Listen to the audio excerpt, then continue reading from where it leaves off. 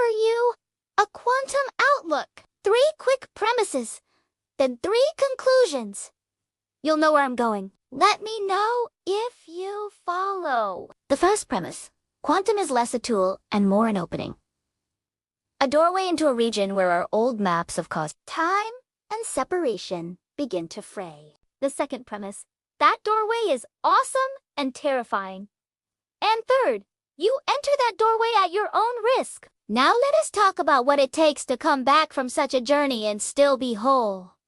First, you need a strong head. At the frontier entanglement, superposition, measurement, information physics hands us phenomena that behave unlike ordinary objects. These aren't just new instruments. They bend how we think about knowledge, agency, and interconnectedness. The discoveries will be dazzling.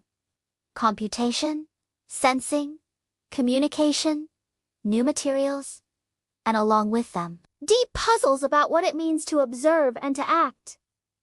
Second, you need a humble heart. Science has enormous constructive power, but history shows power without humility damages. In quantum research, that power is amplified. The micro rules the macro in surprising ways. We must accept epistemic limits.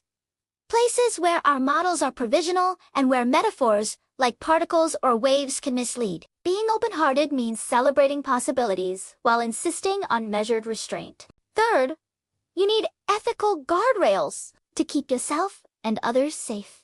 Precaution. Prioritize experiments and applications that have clear societal benefit and low irreversible risk. Transparency, share methods, results, and risks openly so communities, not only labs and corporations, can evaluate consequences. Stewardship.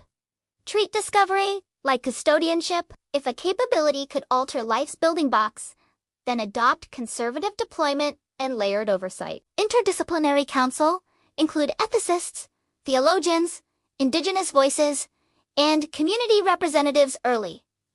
Not as PR, but as partners. And finally, moral imagination. A small action can have large consequences. Quantum research is altering life's building blocks. Imagine misuse and inequality. Plan protections for vulnerable populations. That's my quantum primer.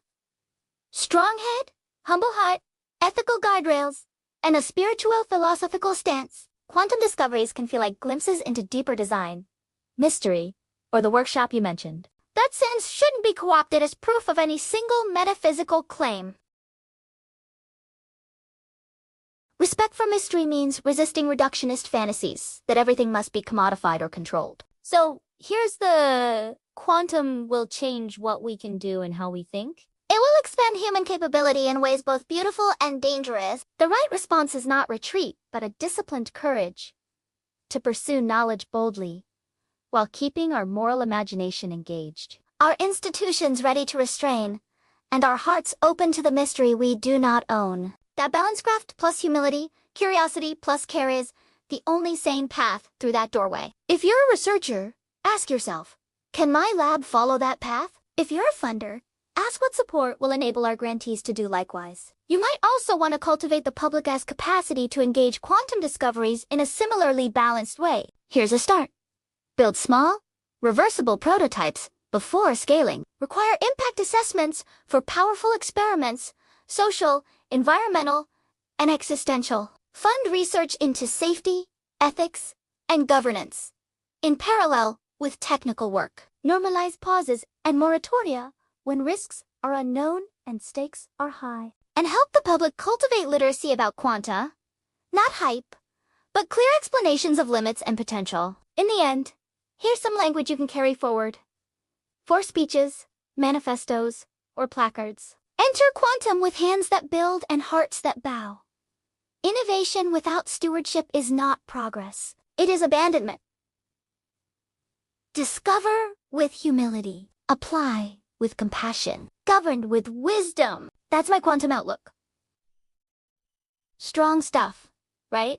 Like it. Let me know if you'd like me to turn this into a short manifesto, a speech 2 to 3 minutes, or a 1-page policy brief recommending concrete oversight steps for labs and funders. Which would you prefer?